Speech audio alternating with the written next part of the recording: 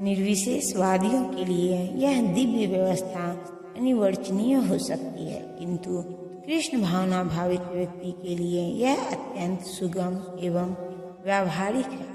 जैसा कि महाराज अम्बरीश की उपवर्णित जीवन चर्चा से स्पष्ट हो जाता है, जब तक निरंतर स्मरण द्वारा भगवान के चरण कमलों में मन को स्थिर नहीं कर लिया जाता, तब तक ऐसे दिव्य कार्य व्यावहारिक नहीं बन पाते। अतः भगवान की भक्ति में इन विहित कार्यों को अर्चन कहते हैं, जिसका अर्थ है समस्त इंद्रियों को भगवान की सेवा में लगाना।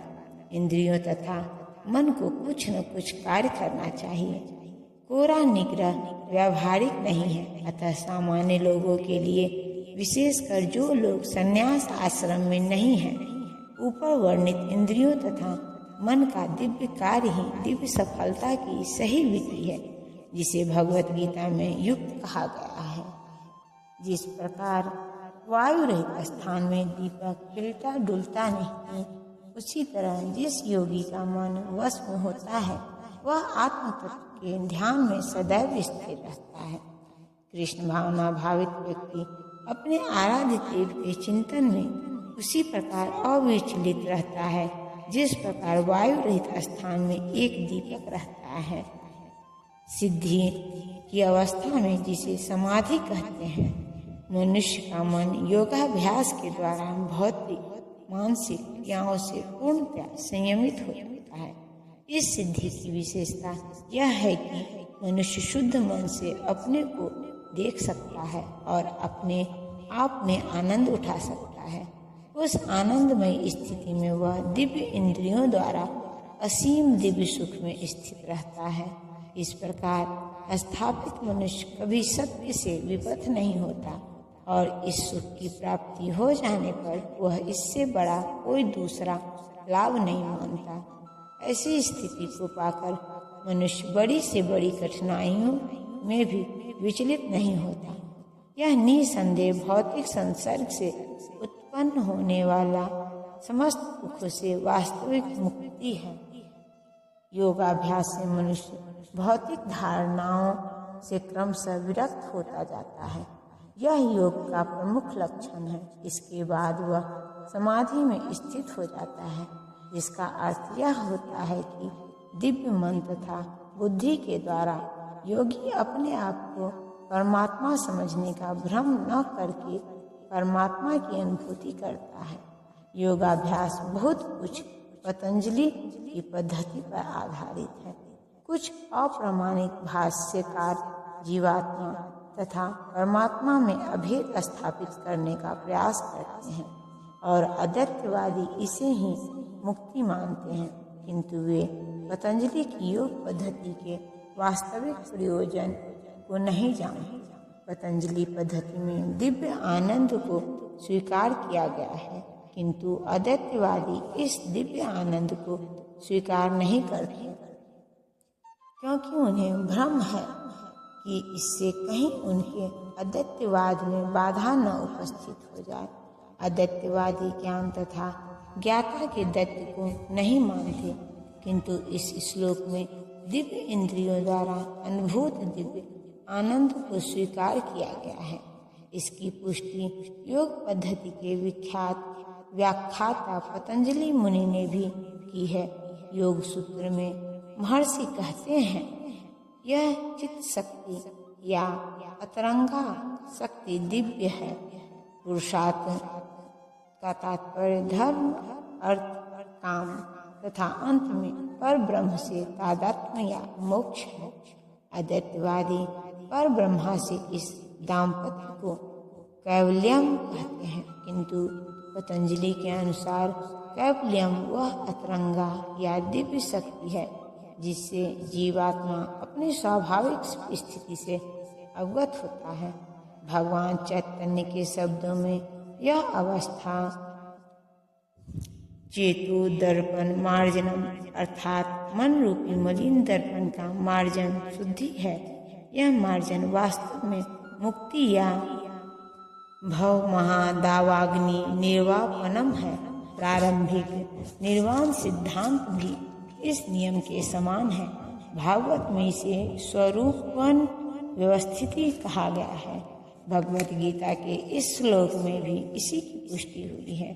निर्वाण के बाद आध्यात्मिक कार्यकलापों की या भगवत पद्धति की अभिव्यक्ति होती है, जिसे कृष्ण भावनामृत कहते हैं।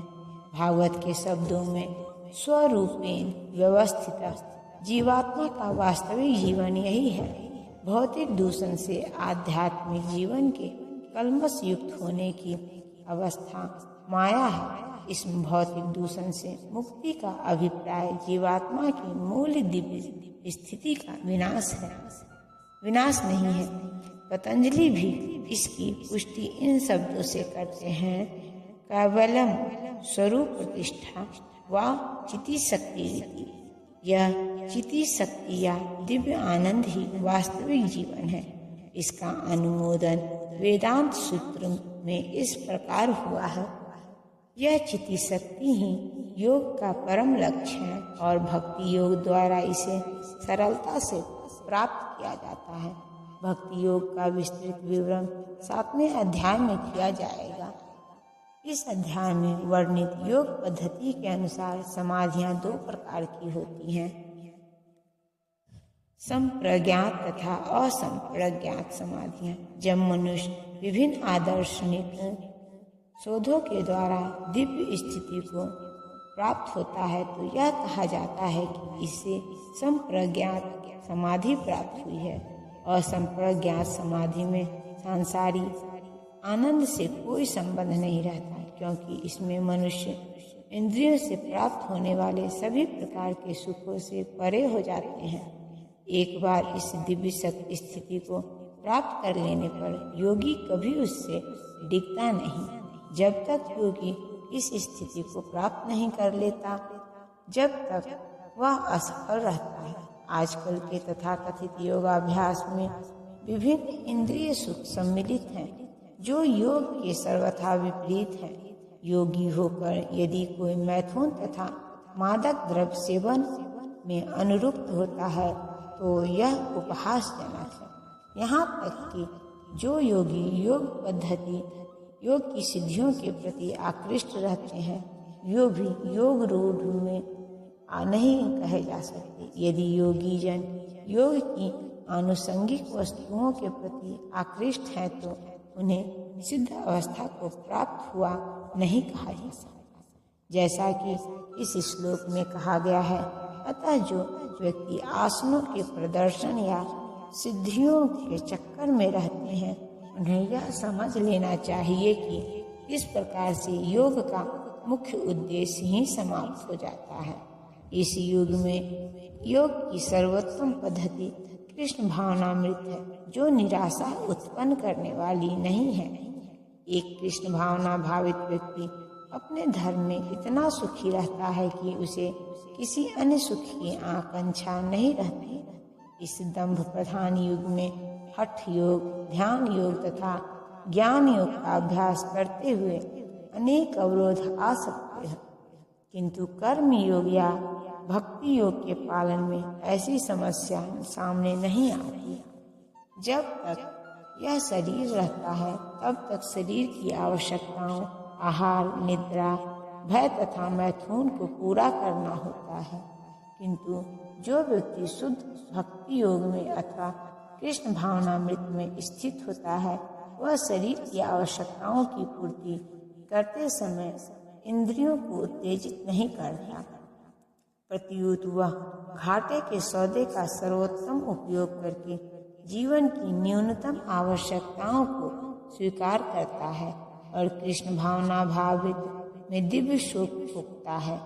वह दुर्घटनाओं, रोगों, अभावों और यहाँ तक कि अपने प्रियजनों की मृत्यु जैसी आपातकालीन घटनाओं के प्रति भी निरपेक्ष रहता है, किंतु कृष्ण भावनामृत या भक्ति योग संबंधी अपने कर्मों को पूरा करने में वह सदैव सचेष्ट रहता है। दुर्घटनाएं उसे कर्तव्य पथ से विचलित नहीं कर पाती। जैसा कि भगवत गीता में कहा गया है कि वह इन प्रासंगिक घटनाओं को सहता है, क्योंकि वह यह भली भांति जानता है कि ये घटनाएं ऐसे ही आती जाती रहती हैं और इनसे उसके कर्तव्य पर कोई प्रभाव नहीं पड़ता।